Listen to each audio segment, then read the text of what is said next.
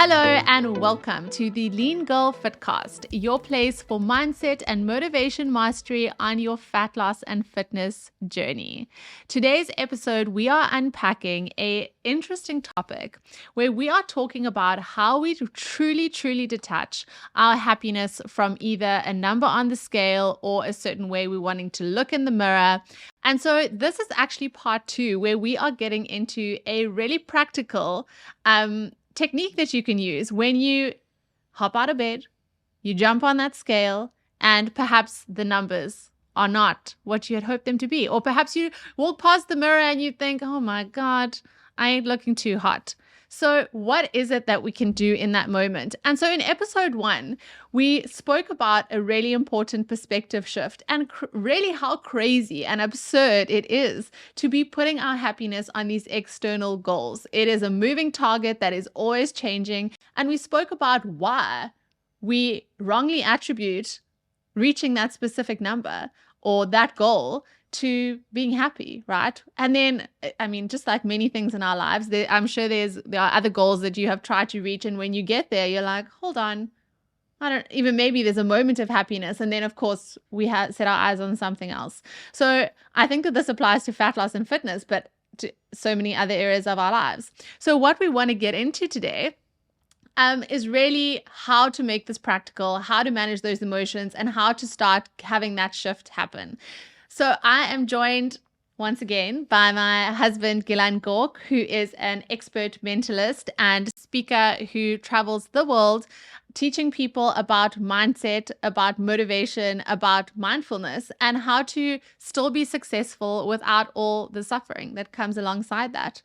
And so he's going to be sharing his practical mindset tools with us today, and just having a mindful moment in regard to fitness and fat loss, because I think there's such a huge gap there, right? We even know what to do. That's what I teach. I teach the science and I teach the practical stuff, which of course everybody needs to know. But then where is that gap between us moving into action? And that's why I'm excited about our podcast. So just having that step-by-step process. We hear all the time, have the right mindset or be mindful, and we're actually not sure how to put that into practice. And I use the term practice because it's a skill. It's not that people are either born with this ability, with like some type of character, or you're not, It's this is something that we can develop. And so I'm excited on this episode, following our previous one, to really talk about the step-by-step process. Yes. So if you missed that one, I would really recommend you first head back to episode number 1. And you can check that out, because I think that understanding is key.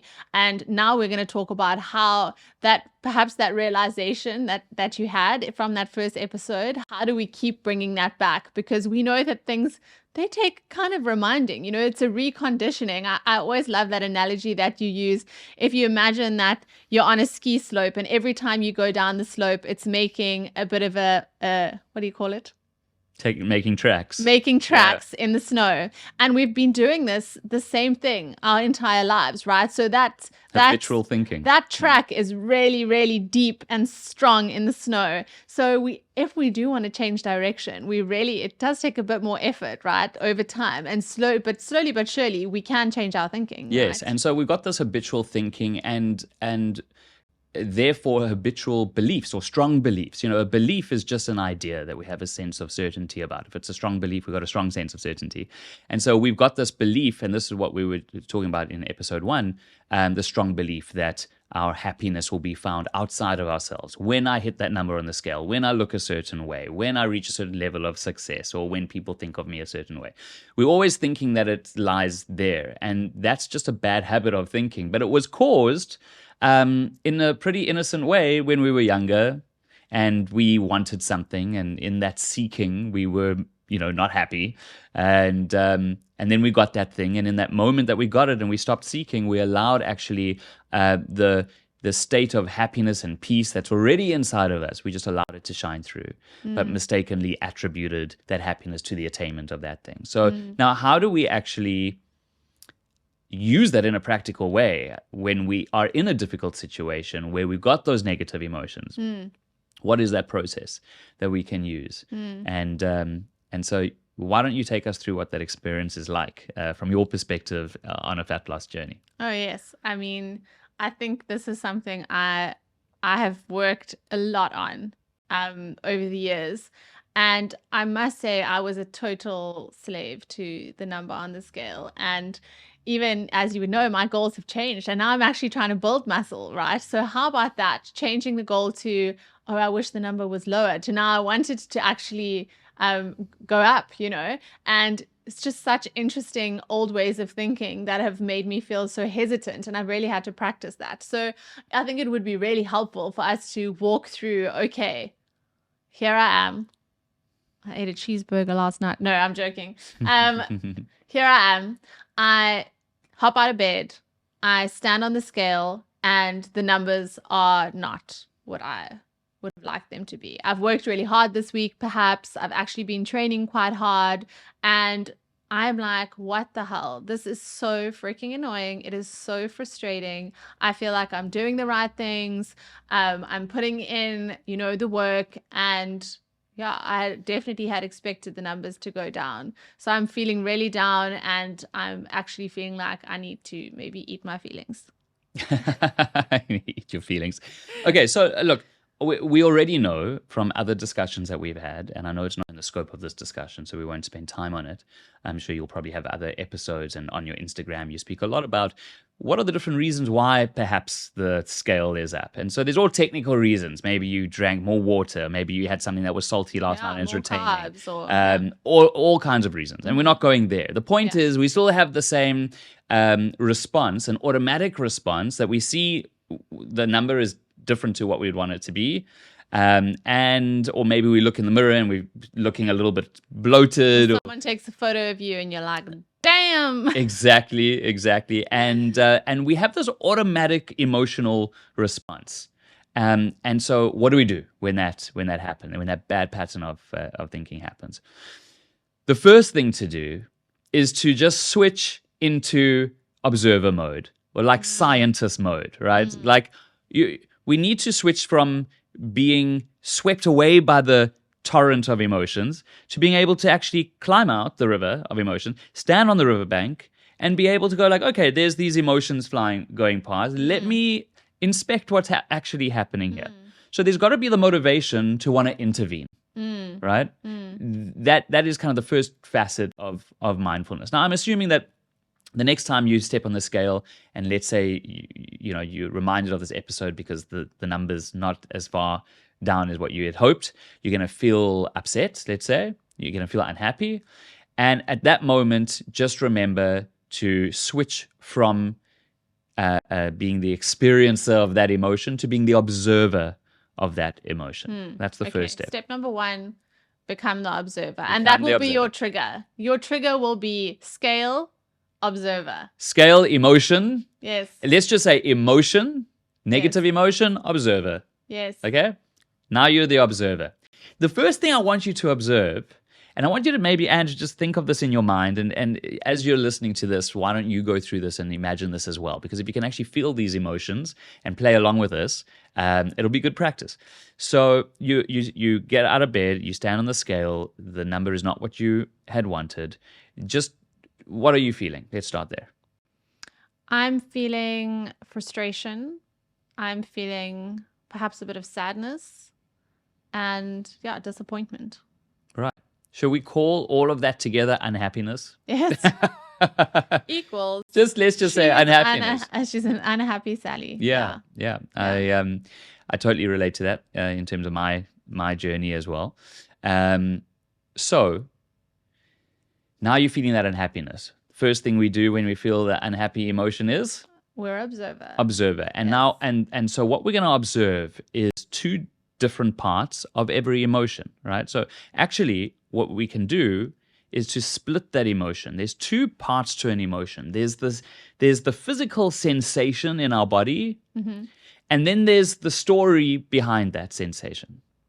Now, both are really interesting. And in fact, what neuroscience shows is that so often we'll have the same bodily state, but a different story for different emotions that are even polar opposites. For example, we could be feeling really nervous, and that's got a certain story in terms of what's causing us to feel nervous or anxious. But actually, what they show in brain scans is that the same parts of the brain are lighting up for excitement. I've heard that, actually. Just the story is different. Yes. Right. It's just the story is different. So let's just start, just so that we can be able to hold space for that emotion, because often emotions feel uncomfortable, so we want to push them away. So the first thing we're going to do is just to observe, how does that emotion feel if we remove any resistance to it?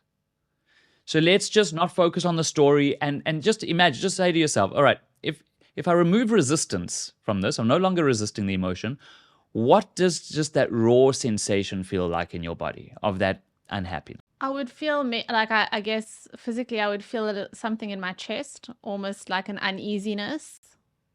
Yeah. All right. So an uneasiness is not a sensation. You could say even uneasiness will have a physical sensation, emotion. Almost like an energetic signature. It's like, what is it? Like a bit of a tingling or a bit of a... Yeah, I would say maybe a bit of a tingling or a tightness. All right. Could be both. You might feel a bit of a tightness and a bit of a... Yeah, like it does feel like almost like a resistance, like... Yeah. But if we remove resistance, because resistance is psychological, right? If you remove resistance, what is the physical sensation? So you say tingling and maybe a bit of maybe a bit of a tightness. Yeah, it's nothing actually. Okay. It doesn't feel hectic. Yeah. So that's the thing, right? Is that when you actually think about that, like, is that any more painful or different? Maybe, I'm using painful, but as like you got your legs crossed over here, like, is it any different to the sensation of your one leg crossed over your other leg? There's a bit of tightness there, or maybe a bit of tingling. Is that something that actually really disturbs you? Is that going to really harm you? No. Is that something that you could live with for a while? Yeah, I guess. Yeah, it doesn't feel bad actually. It almost seems insignificant. Yeah, it's like the physical experience. Exactly. It's there, you can notice it, and it can live there for a while. It's fine, it's you could get used to it. Okay. Once we've diffused the emotion a little bit with that, with in terms of the physical sensation, then we can look at the story behind that. So what is the story that you're telling yourself when you see that scale, it's not where you want it to be, you feel that unhappiness? What is the story behind that? I imagine if I have to think back to Angie 2019, I guess the story would be that I can't make a change. I'm not okay. I'm not able to do this. I don't have the motivation. I guess there's also, something we've discussed before is the level of acceptance from other people, right? And how we care what other people think, whether it's directly or indirectly. I guess the reason why most of us want to change, if we really unpack that, it's because we want to be loved and accepted, right? Right.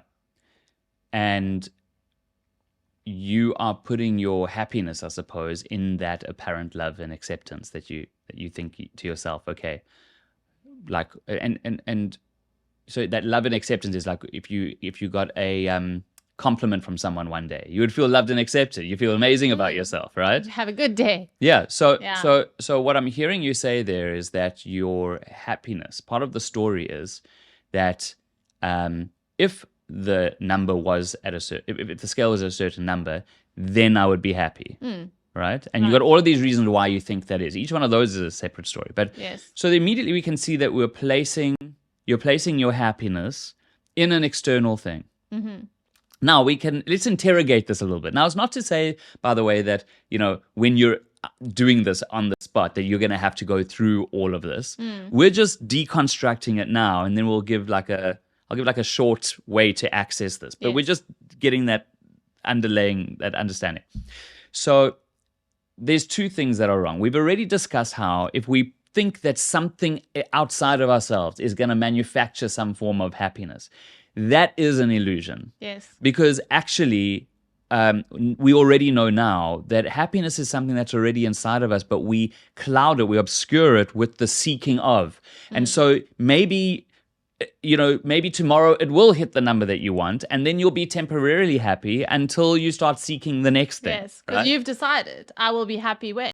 So when that matches, and for that moment, you don't want something other than what it is. Yeah. You're okay. It's not really the scale, right? No. And like you think that you want to look a certain way, but that's not really what you want. Because what if I said to you, well, you could weigh this for the rest of your life, but let me tell you, you're going to be depressed as anything. You are going to feel like you've got no motivation. You're going to always feel a sense of lack. You're going to feel like a total imposter. You're going to be worried all the time, suspicious about what are people thinking about you. And you are going to suffer every single day. But you will look that way. Do you still want to look that way? No, thank you. No, right? Yeah. So we think that we want. That's true. It's like, okay, well, I want to earn a certain amount of money, right? It's like that's another number that we chase. Okay, cool. Well, I can have you win the lotto. You could get your dream job, but you know what? You're going to hate every single day of working, and you're going to be stressing every single day. Like, what am I going to do with my money? How am I going to not lose my money? Who was trying to take my money? You're going to be miserable for the rest of your life. You will be so depressed and unhappy, but you'll have that number in your bank account. Do you still want that number in the bank account? No. So it's the same thing with the number on the scale. I think that's really an important one, to realize that what we are seeking with all of these outside things, including the body, including the number, is happiness. Which, if we forget the resisting, the desiring, the seeking, it's already inside of you. Right. So another way to think about this, we're just making a good, strong case here, is let's say that the Kardashians, I don't know, I don't watch the Kardashians, but let's just, I know that they start lots of trends. He will not watch the Kardashians with me, unfortunately. So let's say that the Kardashian family suddenly start deciding that actually they want to look a certain way, and let's say that it is what society would call overweight, whatever that is, right? And now it becomes trendy. Now other celebrities are starting to be that certain weight, and there's that certain look, and so on.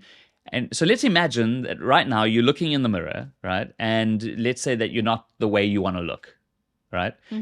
But the Kardashian, everyone else, like that's the trend. And actually everybody is saying that's really sexy and cool and amazing. Would you still feel the same way, right? Yeah, how quickly your goal moves, right? Now suddenly, okay. Maybe I need to put on a few kilos. Suddenly you want the scale to be going in the opposite direction. Exactly. Right? Like now I actually want to look the certain way because, and again, that's just proof that it's not the scale. It's not the way we look. What we're really looking for is to feel okay inside. We're just wanting to feel okay inside. And we're putting that in all these external things, and all these external things are changing. Yeah. And even if they weren't changing, it's like, okay, well, maybe being a certain look is the thing that doesn't change. But then we think that when we get there, it's going to make us happy. We get there, and then we're just unhappy about something else, right? Yeah. It's always changing. Direction. So where is the happiness then? When you're sitting there or standing there on the scale, and you realize that the story you're telling yourself is that your happiness is in the attainment of some external thing, whether it be a compliment or the number on the scale or a certain look. Where are you placing your happiness in that moment? Yeah, on something external, on something outside of myself, which is, as we've just unpacked, it's always changing. It's kind of crazy, actually. Okay. So I just re-asked you that question. I repeated that on purpose because that's something that we're going to talk about, which is a self-inquiry in just a moment. So now we've we've split that emotion, right? And totally diffused it because we've realized that the way it feels in our body, we can handle that. That's totally cool. The second thing that we've realized is that actually the story behind that is a delusion. It's totally... We need to check that story. We're just if I follow that story, it is creating even more suffering. And so the last step then is to let go of the seeking and the resisting. And letting go of that emotion. And of this. And the way that we let go of that emotion is not to try and push it away, because that again is just more seeking and avoiding and resisting. It's actually just letting it be. And so letting it be means it's an attitude or a stance of like, hey, unhappiness. Hey, seeking and resisting. Welcome to the party. I can feel you in my body, and because remember, you're the observer, right? So I can feel you in my body, and it's totally cool. feel free to stick around. I can see the story. The story is just thoughts, right? You observe your thoughts. You're not your thoughts. You're observing your thoughts. And we have wild thoughts every single day about a whole bunch of stuff it's not true. Wild thoughts all the time. All the time. This girl crazy inside. Not all of our thoughts are true, they're there, right? Yes. And so this is, we can see the story. I acknowledge your story, right? Cool. Feel free to stick around. But I know that that's not true. And what we find is that when we're able to just let it be, those clouds of seeking and resisting dissipate faster, and we start to feel that inherent, that default, that background state of peacefulness, of completeness, of happiness starts to shine through. As those clouds disappear from the sky, that beautiful sky starts to, and we start to feel that. And you will bounce back and make the best decisions when you feel that. Right. Because as I mentioned, I think in the previous episode, the scale can be a fantastic tool. Taking photos in the mirror can be a fantastic tool. So I love this on how to practically start detaching, slowly but surely. And as we said, it is a practice, right? It's not something that's going to happen the first time you do it. Perhaps you're still going to have that emotion come up again and again and again. But the more that we practice this, the more we realize that happiness is already something that we can access today, even when we're working toward our goal, even when we're doing that, and actually coming from a place that's feeling more inspired, more energized, and not just down and frustrated, and from a place of hate and love. And I think that this really answers the question on how can we love ourselves and be okay inside and feel happiness and still work toward that goal. And so that's what we're going to be unpacking in part 3, right? So I'm going to recap on just the step by step, because I wanted to really get this clear in the girls' minds on how we go forward. But the next question that may be on your mind is, okay, but what if the numbers are not where they should be? And that's because I haven't been perhaps on the right track or whatever. How do we actually still enjoy the journey, stay happy, but still have a goal that we're wanting to work toward? Because I think that that's very relevant, right? It's not about giving up on our goals. It's not about saying, oh, we don't care, we're just going to eat whatever. It's about remaining consistent. It's about how do we actually be more mindful and use that to become more consistent and from a place of love. So if we had to give the girls a really, simple and practical way that they could start implementing and just reminding themselves of what we've unpacked here, yep. How could we do that? Okay, so just to recap really quickly, you step on the scale, you look in the mirror, you feel the negative emotion. That's your trigger to go into observer mode. Yes. Right? You're going to observe that emotion. You're going to split it into the sensation and find that actually the sensation's cool, it's fine. You're going to split it. The second part of that is the story. And you realize that the story is that you're placing your happiness in external things, and that's a total delusion. It's a myth. It's something we picked up since we were children. It's a bad habit of thinking. And when we acknowledge that that's what it is, we let it go by letting it be. Right? We say, welcome to the party. You're welcome here. I can see you. I know where you come from. I've got compassion about that. Totally cool. Stick around for as long as you want, but I'm not buying into it. And we find that actually prevents it. It actually helps it to dissipate, and that joy and peace comes through. And so if there's one thing that you want to remember is this question, what we call a self-inquiry. And the self-inquiry question is, where is my happiness? So when you're on the scale and you feel that upsetness or that disappointment, just say to yourself, ask yourself, where is my happiness? And when you answer that question, you'll be reminded that your happiness is already in you, and you're just simply obscuring it. And it'll be a reminder to let go of that. I think that's beautiful. And I think I can feel that. And I can feel myself having that realization of my happiness is here. My happiness is already here. And moving forward from that place. So I think that that's a fantastic step process. Be the observer, separate the emotion and the story, check in with that story, realize that it's a little crazy sometimes. Always. And then asking ourselves that question, where is my happiness? Where am I placing my happiness?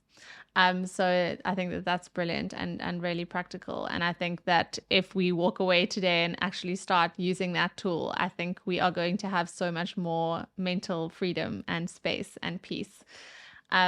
So as I mentioned, the next question may be, all right, well, how do we work on our goals? How do we have a goal and actually enjoy the journey? Because we hear a lot of things, and most of the time it's still just a concept, right, in our mind, but we feel a lot different. Yeah. Right? And how do I still have this high level of motivation and stay consistent and do the right things and not get thrown off track, and also not feel like totally blasé and like, well, actually, I don't care about anything anymore. Right. And if you are loving these practical insights and tools from Gilan, you can also check him out on Instagram at gilan.gork, where he shares amazing, incredible, practical content for anyone that is a high performer who is looking to continue growing and leveling up, but without all of the pain and suffering that comes alongside it. Absolutely. Yeah. Yes.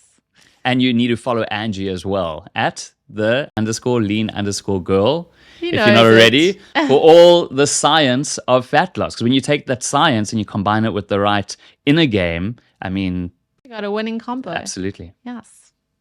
Nice job. We will see you in part 3, where we are going to wrap up how to really move forward with your goals and use these tools to find more joy on the journey. So thank you for tuning in for this episode. Please, if you enjoyed it, leave us a review, leave us a comment. We would love to know if this resonated with you and whether you are going to be going forward and using this new practical tool that you have in your fat loss toolbox. Thank you for tuning in. We will see you in the next episode.